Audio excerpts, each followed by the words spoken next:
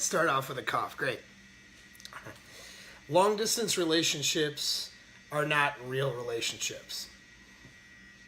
Okay. Yeah, that sounds bad, doesn't it? Well, it's kind of the truth, though. They don't meet the criteria for being an actual relationship because you're not functioning with this person every day. You know what I mean? Or on a more or less a regular basis. You can present whatever you want to present through, FaceTime and phone and online communication. But your actual life and who you are and, what you're doing every day can be vastly different than what you're presenting. So really, it's kind of like having an online relationship with somebody. And I always coach my, friends and clients to get people on real dates, not to sit here and develop this online banter of a relationship and forgo an actual face-to-face meeting. Chemistry can't happen, development can't happen if you're not face-to-face. What can develop or what does develop is a fantasy of who this person actually is. So it ends up not being a real relationship. It's not healthy. Now, the only exception to this would be if there's a relationship that was already built before. So let's say two people have been seeing each other and committed in a long-term relationship for a couple of years. Okay, maybe they have plans to get married, maybe they are married. And then let's say a guy goes away on a deployment, for example, or, you end up, he has to take a job somewhere else, or she has to take a job or something. And then it's like for a definite amount of time. So let's say it's 6 months or a year, but it's a definite amount of time. It's not up in the air. And then once that definite amount of time is complete, then they'll be back together again. That's not really a long-term relationship though. That's a geographical separation. So situations where there are geographical separations, that can work. But a long distance relation, that would assume though even in case of geographical separation, usually does not work. All right? It usually falls apart. It can work, but it's usually not something that will work out. And generally speaking, she'll be the one to cheat or do something else. You know what I mean? That's usually why. From observation. Sometimes the guy does it too. But what I find is that if the guy's going to do it in a long distance relationship, he's going to do it, like in terms of cheating or whatever, he's going to do that, regardless. Like he could be living in the same house with her and he's going to do that. That's just how he is. But with her, where she might be in a functional, normal, stable relationship, as soon as the distance comes to play, she'll cheat. She'll look elsewhere. Her hypergamy will take over. She'll be looking for other options. She'll have that backup plan. She'll make really close friends with one or a couple of guys that she will emotionally cheat with you on because you're not there. She will find your replacement at least for the duration of you being gone. And then if that person gives her better feelings than you gave her, or that she remembers or recalls that you gave her when you were home, right, during the relationship, then be prepared. You'll just get broken up with, or she'll cheat with you with that person, and then you'll find out that you don't have a relationship when you come back. Maybe she'll sabotage it and cause the breakup. You know what I mean? And so she can rationalize to herself why you two aren't supposed to be together, and then she can now go be with this other person that she has been cheating has been cheating on you with all along, right? So these are the things that happen with geographical separation. It's not good. Generally, it's pretty more or less it's more or less dangerous, if you will. Because hindbrain drives aren't our biological drives don't prepare they don't prepare us for long separations like that. Not really. You know what I mean? So it's just kind of the reality of it. But here's the thing to be really aware of is younger guys. Okay, so you younger guys who are like teens to early 20s, what you'll have is you'll have a situation where you or someone else will go off to school because you're still kind of getting your lives together. So you'll be seeing somebody and you'll go off, or she'll go to one college and you'll be going to another, and you guys are now separated. Well, that is probably almost with like 100% certainty, I'd say 99% chance that will not work. The reason why is because young girls who are in their early 20s, late teens, early 20s, they're at their most fertile time. Okay, it is actually their fertility peak, we'll call it. People argue about whether or not it's their sexual peak. I think it is, but some people want to push a different agenda, and I'm not going to argue with that in this video, but at least it is their fertility peak. So her biological brain is telling her to have sex with the biggest assholes she can find. And I say that kind of tongue-in-cheek, but not really.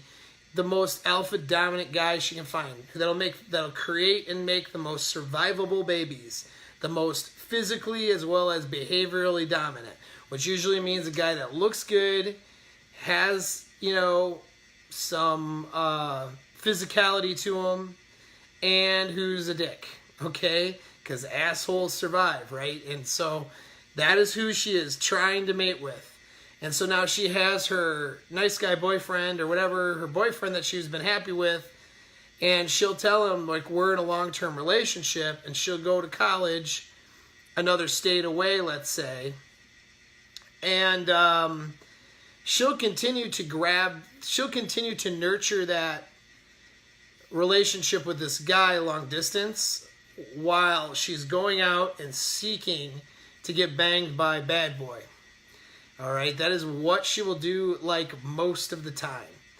Now, depending on her religious values, her personal values, her integrity, her self-awareness, that'll depend on whether she actually cheats or not. Most women today will just cheat. That's the reality of it, okay? The ones that don't cheat, they'll want to. They will do other things, but they would rather be doing that. And what they'll probably do is set up they'll line up the next dude, and then they'll dump the guy and send some, break up with him, and then they'll cheat. But I mean, that's very rare though that they'll actually do that. Usually what they'll do is they'll just cheat. And who knows the difference? Nobody does. And the girls, their girlfriends will, because of female solidarity, will all support it. So she's not going to get any pushback from girlfriends. She's not going to tell dudes about it necessarily. If she tells anybody, she's just going to have sex with another guy, and that'll be the end of it. So, I mean, if you're trying, and then here you are, because here's the thing, guys who are 20, 21, 22, they are have the mindset usually to be, that stable boyfriend. That's their mindset, a lot of them, most of them, because they haven't reached their sexual market value peak. They don't understand that they have a lot of options usually. Usually the women in their early 20s have held all the cards, and had the power, so to speak, in their favor. So the guys in their early 20s, they don't have a lot of resources yet usually. They're still finding themselves. They're still coming into their own as a man. Whereas she's at her peak, usually, in terms of fertility and sexually. So guys are wanting to be the stable boyfriend when they're 20, 21. They're leading with that usually because, that's what they think that she wants, and that's what they want, and you know what I mean? And it's they're tired of getting rejected by all of their other girlfriends, you know what I mean? All their peer females who are rejecting them for the bad boy asshole, you know? So they most of these guys who aren't the bad boy assholes, which are most guys, and they're 20, 21, 22 years old, they're leading being the nice guy. So they'll want to be that stable boyfriend and I'll wait for you, you know, all that romantic stuff. And meanwhile, that's the last thing she's looking for, usually, at that age, is a commitment. Usually. I mean, some will look to get married. Usually, if they look to get married, there's a religious angle. You know what I mean? So, and that's, I'm not criticizing it. This is what it is. You know, they grew up a certain way. There's a religious angle, and so they're looking to get married young, all right, and potentially start spitting out kids early, which I'm not against that at all. You know, I mean, it's a life choice, but that is usually what will happen, though, if they are, you know, actually geared towards that commitment. But generally speaking, young girls like that, they want to have fun. You know, they want to go out there and have a good time and experience the world. And actually, the society nowadays promotes for them to have a polygamous lifestyle in their 20s, then settle down in their late 20s or 30s. I mean, that is what society promotes for them to do, which, by the way, is not the best strategy, but that is what is being promoted to them. So here you are, you know, this poor guy who's 19, 20, 21, who wants to wait for his long-term distance relationship because they got, you know, separated for college or military or whatever, and she'll be like, yes, oh, please wait for me, I love you, Billy, and meanwhile, she is out at the parties and having sex with this guy and his friend, you know what I mean? She's out experimenting, experiencing. That is what her imperative is at that point. And so that happens so often that it's such a big fat warning to guys to even do that. And it's very destructive to these younger guys. I mean, that's how you make an asshole. You know what I mean? You want to know how you make a guy into a non-committing asshole? Well, have him be in a long-term relationship, long distance, with a girl who's telling him everything he wants to hear and dumping on him emotionally and using him for support. And then he finds out that she's just been nailing other dudes on campus. You know what I mean? So that is a recipe for creating that asshole. You know, and it happens when they're in their 20s like that, usually. So don't let it happen. You know, get into real relationships. Don't get into online long distance relationships and think that they're real. If you weren't in a relationship before with that person, you met someone online, you plan to meet, all that stuff, you flirt back and forth through Messenger. I mean, that's all fine and good, but don't have the illusion that that's a relationship. Don't have the illusion that that is anything but flirting with someone back and forth online. You know, a lot of people will escape facing their own problems and their own relationships, or their own problems with dating and actually meeting real people. Guys do this a lot. Some females do too, but guys do it a lot. Instead of going out and meeting actual people and going on real dates, they'll escape online, they'll have a long distance thing, and it's safe, right? Because you're not going to meet this person. Or if you meet them, it's down the line. They can't be there every day. So it's a safe way of fooling yourself into thinking you actually have real relationships with people when you're really just talking to people online. So if you do that, that's fine, but don't have the illusion that that's a real relationship, because until you can function with somebody on a regular basis, week to week, even day to day, you're not seeing the best and the worst of them. You're seeing what they present. And so even when you get into that long distance scenario, you're seeing whatever it is that they present. So don't think it'll work, because even the situations where they meet in their long distance and then they meet later, they do happen to end up being together. When that happens, understand what happened was fantasy became reality later, and reality was good enough for them to continue. Okay, that is really a wild card or a dice roll. That is not a sure thing, and most likely that's not what's going to happen. So as a guy, or even a woman out there, don't waste your time in your life on these illusionary relationships.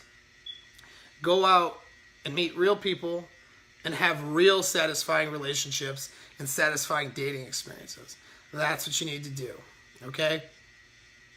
And again, if you're married or a long-term relationship and you're separated for a period of time, That's not a long distance relationship. That is just a geographical separation, and that is much different.